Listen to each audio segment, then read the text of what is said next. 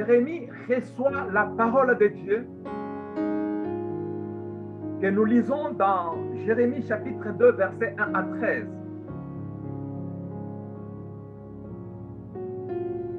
Il est un prophète, le porte-parole de Dieu. Il parle de la part de Dieu.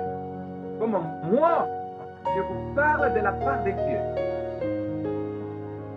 Et nous lisons, la parole de l'Éternel me fut adressée en ce moment. Va, écris aux oreilles de Jérusalem, ainsi parle l'Éternel.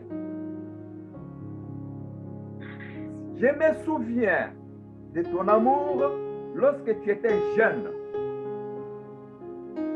de ton affection lorsque tu étais fiancé,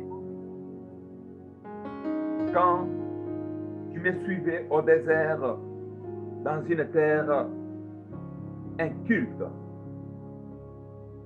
Israël était consacré à l'Éternel. Il était le prémisse de son revenu.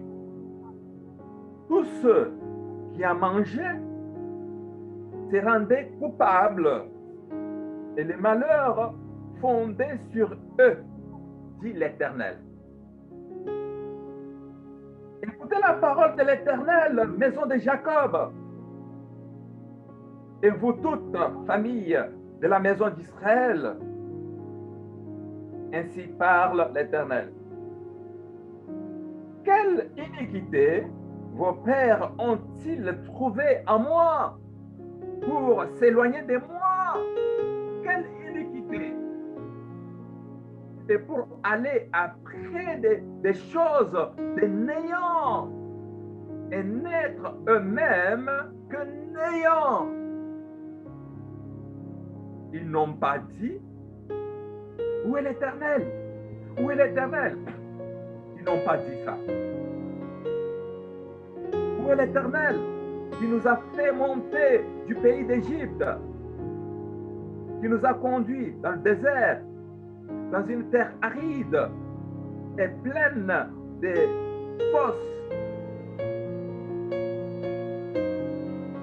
dans une terre où règne la sécheresse et l'ombre de la mort, dans une terre par où personne ne passe et où n'habite aucun homme. Je vous ai fait venir dans un pays semblable à un verger pour que vous en mangiez les fruits et les meilleures productions.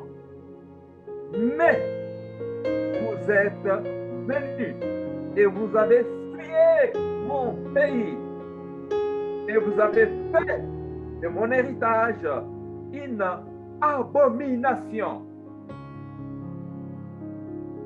Le sacrificateur n'ont pas dit, où est l'Éternel? Les dépositaires de la loi ne m'ont pas connu. Le pasteur m'ont été infidèles. Les prophètes ont prophétisé par Baal et sont allés après ceux qui ne sont aucun secours. C'est pourquoi je veux encore contester avec vous, dit l'Éternel. Je veux contester avec les enfants de vos enfants. Passez au cil de Kittim et regardez. Envoyez quelqu'un à Kedar. Observez bien et regardez s'il y a rien de semblable. Y a-t-il une nation qui change ses dieux? Quoi qu'il ne soit pas des dieux d'ailleurs. et mon peuple a changé sa gloire contre ce qui n'est pas, qui n'a aucun secours. Dieu, soyez étonnés de cela. Frémissez d'épouvante et d'horreur, dit l'Éternel, car mon peuple a commis un double péché. Ils m'ont abandonné, moi qui suis une source d'eau vive, pour se creuser des citernes crevassées qui ne retiennent pas d'eau. C'est la parole du Seigneur. Nous rendons gloire à notre Dieu. Amen. Alléluia. Alors, j'intitule ce message de la source d'eau aux citernes fissurées. Je répète, de la source d'eau vive aux citernes fissurées.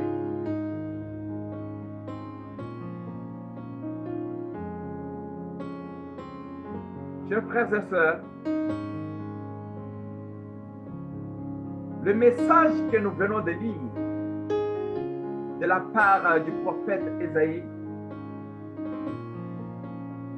avait été reçu pour faire entendre à la population de Jérusalem ce que Dieu avait à dire.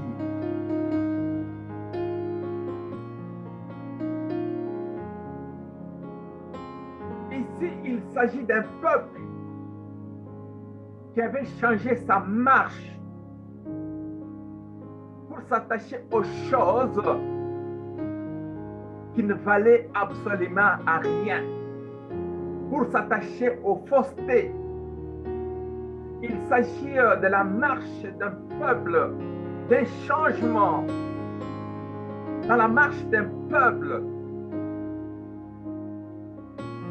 pour s'attacher aux choses qui ne profitaient pas à leur vie spirituelle.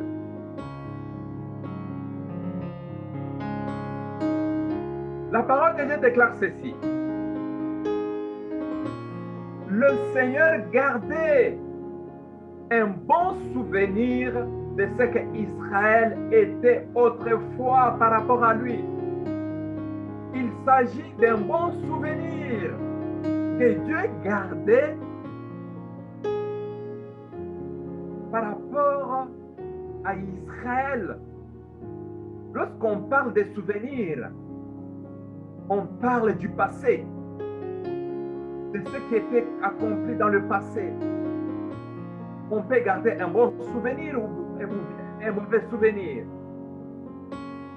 Alors Dieu se rappelle d'un bon souvenir d'Israël, de ce qu'Israël était. Comme il peut se souvenir de ce que tu étais dans le passé, de ton courage, de ce que tu as accompli, de ce que tu étais pour lui. Dieu se souvient. Il se souvient toujours. Et surtout lorsqu'il voit que la marche a changé, Dieu se souvient et regrette. Chers frères et sœurs, le Seigneur gardait un bon souvenir de ce qu'Israël était autrefois par rapport à lui. Autrefois, qu'est-ce que Israël représentait?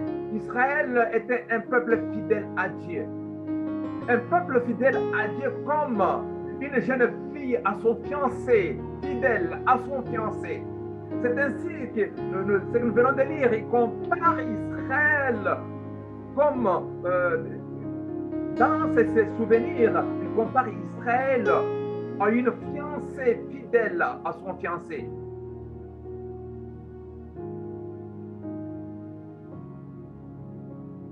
dans les souvenirs de Dieu. Il se souvient d'Israël qui avait de l'amour envers lui, envers Dieu, comme un jeune marié, de marier l'amour. Dieu compare Israël à l'amour des jeunes mariés. Dieu se souvient, il compare, il parle, se souvient d'Israël, de son attachement à lui, comment il était attaché à lui. Lorsque je vous parle de tous ces éléments, parce qu'au moment que Jérémie reçoit cette parole pour parler à Israël, parce qu'il y avait un changement dans la marche du peuple de Dieu. Il y avait un changement total. Chers frères et sœurs, la marche d'Israël avait changé. La marche de son peuple avait changé. Tu es le peuple de Dieu. Je m'adresse à toi, peuple. Et pourtant, Israël était un bien sacré pour lui, pour Dieu. Un bien sacré. Nous sommes un peuple sacré. Nous croyants, nous sommes un peuple sacré. C'est-à-dire un peuple intouchable. Tant que, et aussi longtemps, qu'Israël demeurait un peuple sacré, toute personne qui touchait à Israël avait affaire avec Dieu automatiquement. Je répète. Lorsque Israël demeurait un peuple sacré, il était automatiquement un peuple intouchable. Et alors, c'est ainsi, tous ceux qui touchaient à Israël avaient affaire à Dieu. Ils avaient affaire à Dieu. Et il leur arrivait aussitôt des malheurs. Israël était intouchable parce qu'il était un peuple sacré. Mais je parle à un peuple pour qui Jésus-Christ a versé son sang, pour qui Jésus-Christ s'est laissé clouer à la croix. Nous sommes plus qu'un peuple sacré. C'est lui qui a affaire à toi, c'est lui qui te touche plutôt, il a affaire avec Dieu. Alléluia. C'est lui qui touche à ta vie, a affaire avec Dieu. Et aussitôt, c'est les malheurs.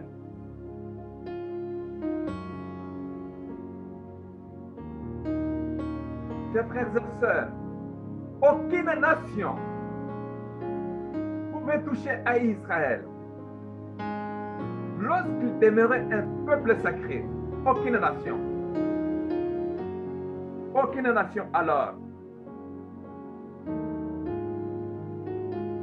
Dans les passages que nous venons de lire,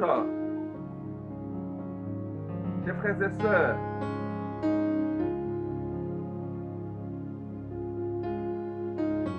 dans verset 13, la parole de Dieu dit ceci. Mon peuple a commis une double faute. Il m'a abandonné, moi la source d'eau vive. Dans le verset 13, mon peuple a commis une double faute. Il m'a abandonné, moi la source d'eau vive, pour se creuser des citernes. Et ce sont des citernes fissurées, incapables de retenir l'eau. Oh, cette parole est très importante. Ce verset m'interpelle. Écoutez bien. parce que c'est le thème même de mon message. Une source est une eau qui sort naturellement des terres. Une source, c'est une eau qui sort naturellement des terres.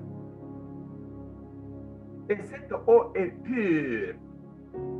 Cette eau est pure et donne la vie.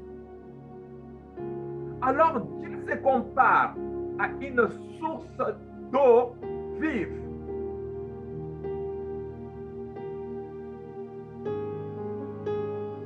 Ils m'ont abandonné.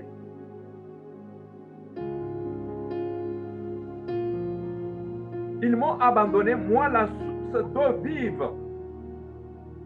pour aller vers des citernes fissurées. Chers amis, une citerne est un réservoir où l'on recueille et conserve des eaux de pluie. C'est ça une citerne.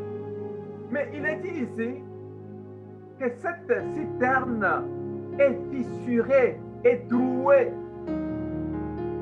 Lorsque la citerne est fissurée, il perd de l'eau, il perd de sa valeur, il perd de son contenu. Il perd de son contenu. Mais alors imaginez-vous cette comparaison pour comprendre l'ampleur de cette histoire. Car mon peuple a commis un double péché. Ils m'ont abandonné, moi qui suis une source d'eau vive, pour se creuser des citernes crevassées, fissurées, qui ne retiennent pas d'eau. Des citernes qui ne retiennent même pas d'eau. Alors, une citerne fissurée est l'image des petits dieux qui ne sont que des idoles et qui n'ont rien à offrir. Des citernes fissurées ne retiennent rien en eux. Ils perdent de l'eau, ils perdent tout, ils sont vides.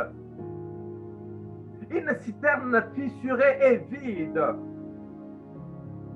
Oh, chers frères et sœurs, une citerne fissurée ne contient pas d'eau pour entacher la soif. Alors je suis en train de dire ceci, la citerne fissurée, c'est l'image des idoles, des petits dieux. L'idole qui est vide, des petits dieux qui sont vides, vides d'esprit, vides du Saint-Esprit, vides des vies. Je suis la source d'eau vive, n'est-ce pas, dit l'Éternel. Mais cette citerne fissurée, cette citerne trouée, qui fait perdre de l'eau, qui est vide, n'a pas de vie, n'a pas l'esprit. L'idole est vide d'esprit, vide de vie, vide de solutions, vide de guérison. Voilà ce qui anime la déception de Dieu, de voir Israël abandonner le Seigneur, qui est la source d'eau vive, pour aller se creuser des citernes fissurées.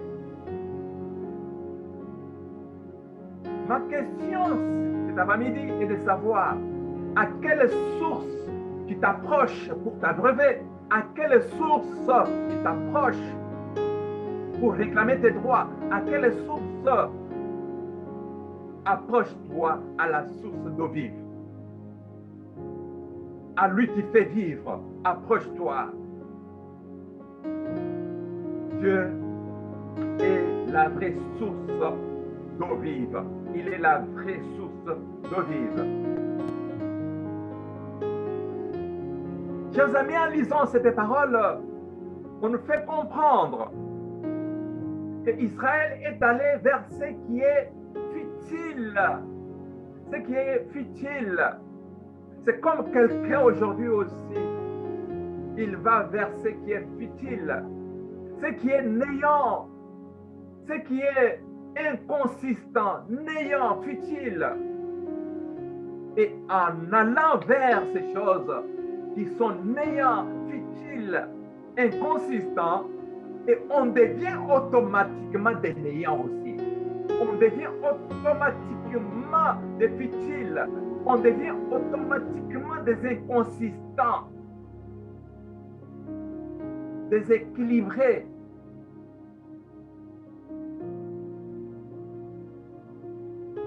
Oh, chers frères et sœurs, voilà ce que le Seigneur a voulu faire comprendre à son peuple. En allant vers ce qui est futile, ce qui est néant, inconsistant, eux-mêmes sont devenus, Israël devient lui-même futile, devient lui-même néant, devient lui-même inconsistant. À quelle source tu t'approches pour t'abreuver? À quelle source tu t'approches pour t'adresser? À quelle source? Ma prière et ta prière est de dire, Père, tu es la source d'eau vive. Je m'approche à toi qui es la source d'eau vive. Je m'approche à toi qui est utile. Je m'approche à toi qui fais toutes choses.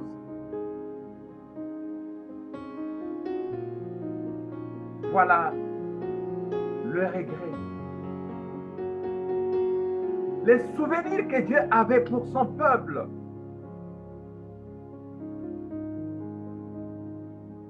Il avait comme souvenir un peuple fidèle qui avait de l'amour, qui suivait Dieu partout, qui était à la suite de son Seigneur. C'est ainsi que la question a été posée. Où est le Seigneur qui vous a fait monter d'Égypte? Où est-il?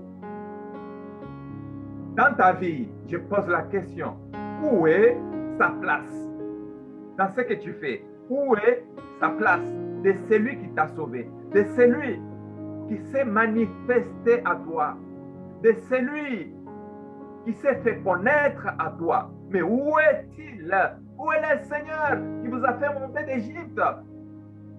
C'est la question de Dieu à travers son prophète Jérémie pour Jérusalem.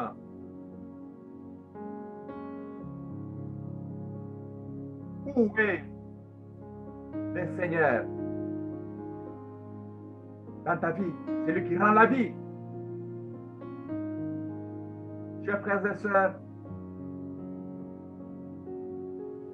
on n'est pas fait pour vivre comme tout le monde. Tout le monde n'est pas toi. Tout le monde n'est pas toi. C'est-à-dire, tu es spécial.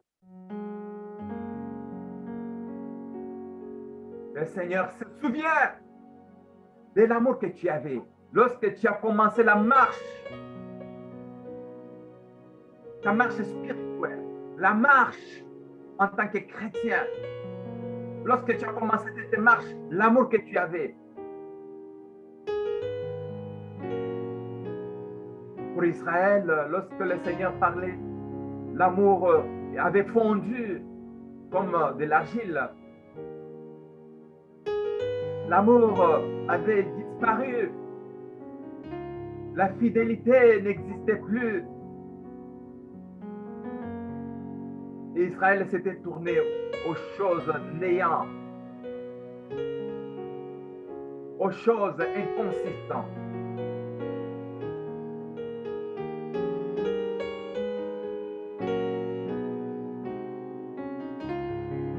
Chers frères et sœurs, On n'est pas fait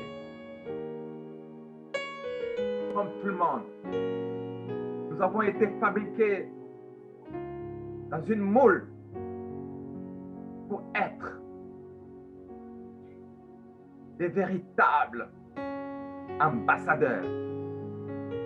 Nous avons été travaillés.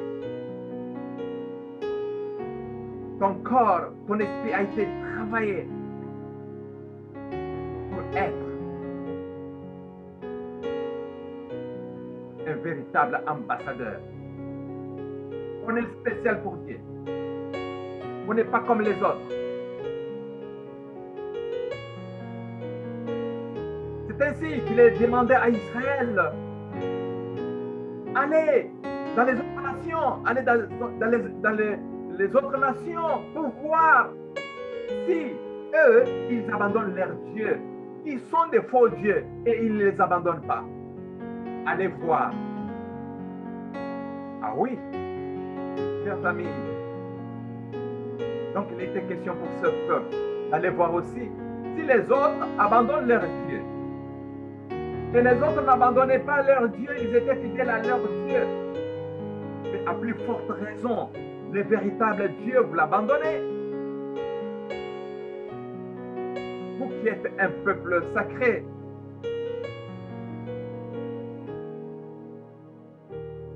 Alors Dieu s'adressait à la population de Jérusalem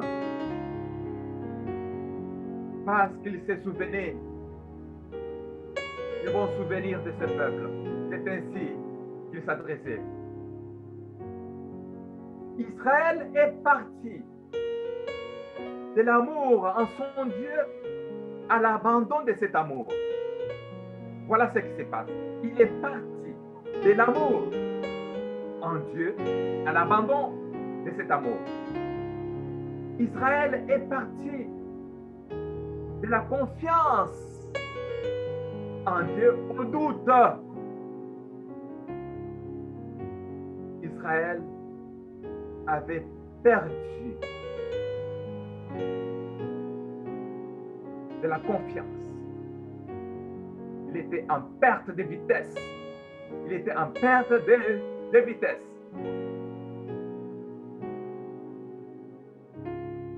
Le vrai Dieu est la source d'eau vive. La source d'eau vive donne de l'eau claire et pure.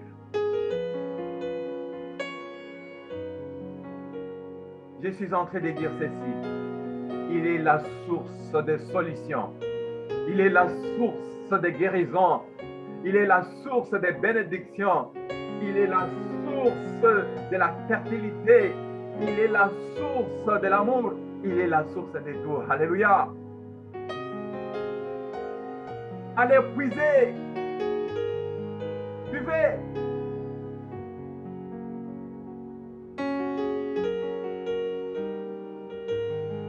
Et laisse-moi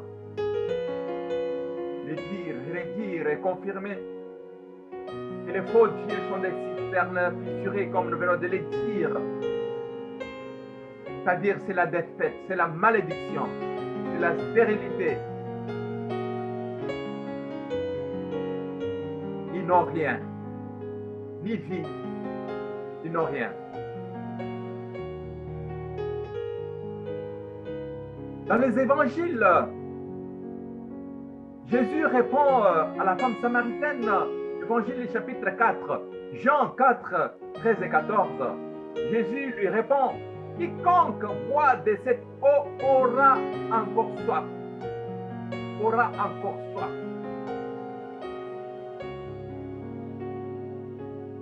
Quiconque boit de cette eau aura encore soif, mais celui qui boira de l'eau que je lui donnerai n'aura jamais soif. Et l'eau que je lui donnerai deviendra en lui une source d'eau qui jaillira jusque dans la vie éternelle.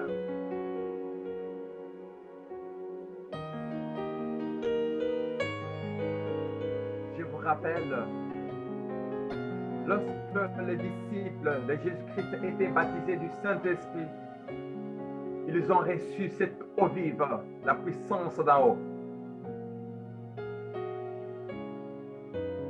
Cela les a conduits jusqu'à l'éternité, jusque dans la vie éternelle.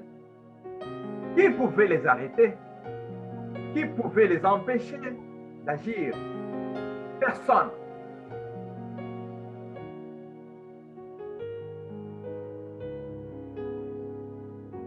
C'est lui qui boira de l'eau que je lui donnerai, n'aura jamais soif.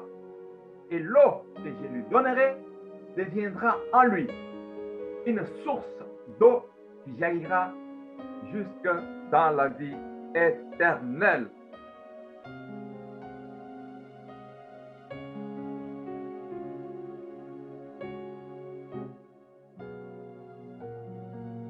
Mes frères et sœurs,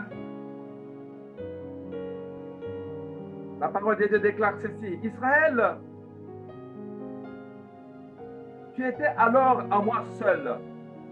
Tu étais alors à moi seul. Comme les prémices produits d'une récolte. Tous ceux qui touchaient à toi avaient affaire à moi. Il leur arrivait aussitôt malheur, déclare le Seigneur, sans combattre, sans se plaindre. Le fait seulement de toucher à Israël, tu as affaire à Dieu. Parce qu'il était un peuple consacré. Voilà les opportunités. Les opportunités que Israël avait perdu, les avantages, les privilèges qu'Israël avait et le perdait comme ça.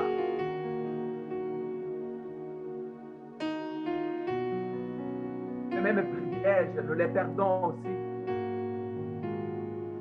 dans la distraction. Nous les perdons en cours de route. Nous avons le privilège d'être un peuple sacré, un peuple qui appartient à Dieu seul. Un peuple pour qui, lorsque une nation les touche, cette nation a affaire avec Dieu et non pas avec toi.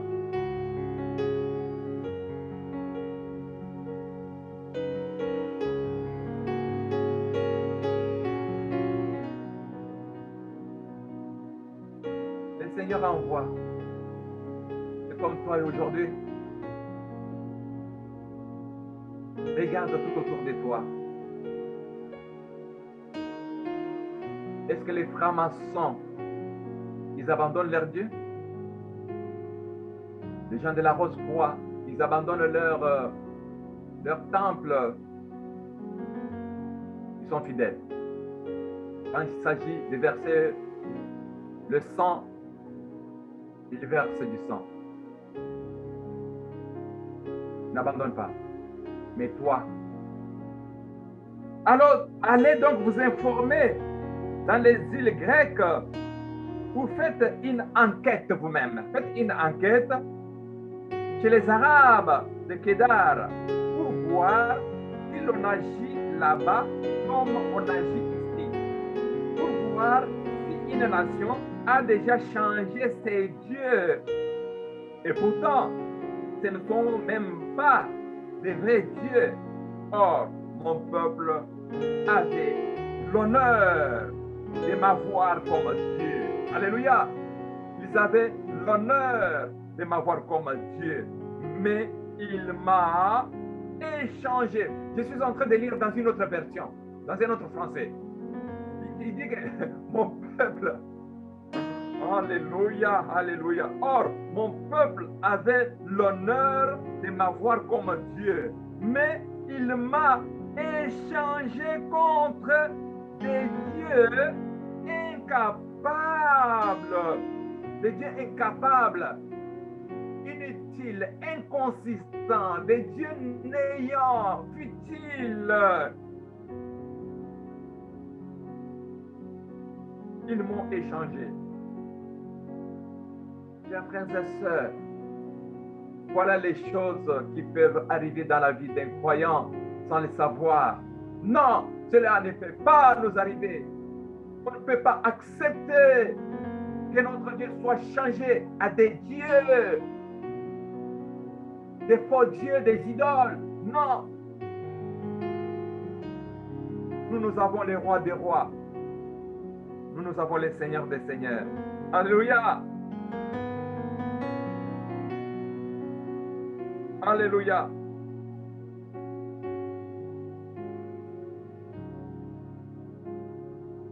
De la source d'eau vive, de la source d'eau vive, aux citernes fissurées, de la source d'eau vive, aux citernes fissurées. Le peuple de Dieu n'a fait que l'erreur. Le peuple de Dieu n'a fait que ce qu'il ne pouvait pas faire. Dieu invite ceux qui sont allés vers les citernes fissurées à aller, à venir aux sources d'eau vive.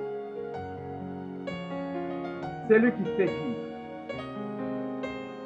C'est lui qui donne la vie. Ne vous trompez pas.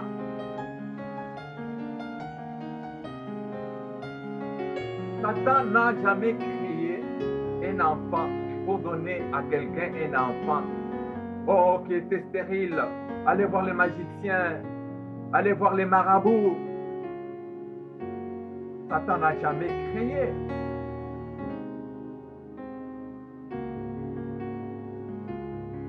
Il est le menteur.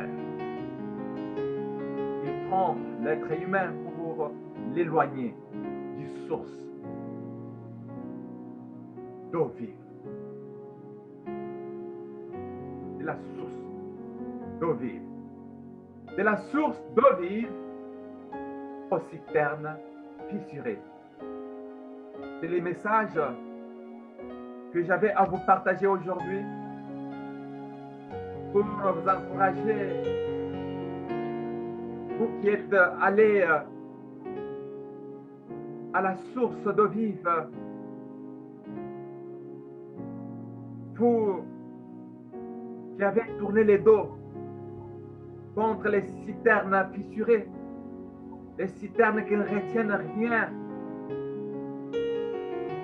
des faux dieux qui n'ont rien à offrir, ni l'Esprit, ni le Saint-Esprit, rien du tout. Je vous encourage à revenir à lui, épuisé, vous abreuver.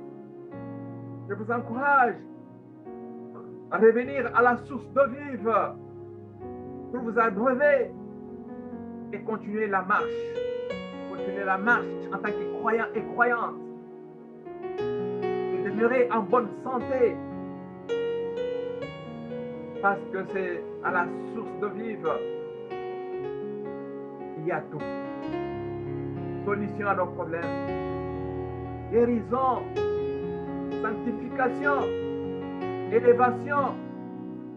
Autrement dit, c'est lui qui fait vivre. C'est lui qui élève. C'est lui qui bénit. À lui seul, notre Père et notre Dieu, à lui seul, la gloire, l'honneur et la puissance. Amen.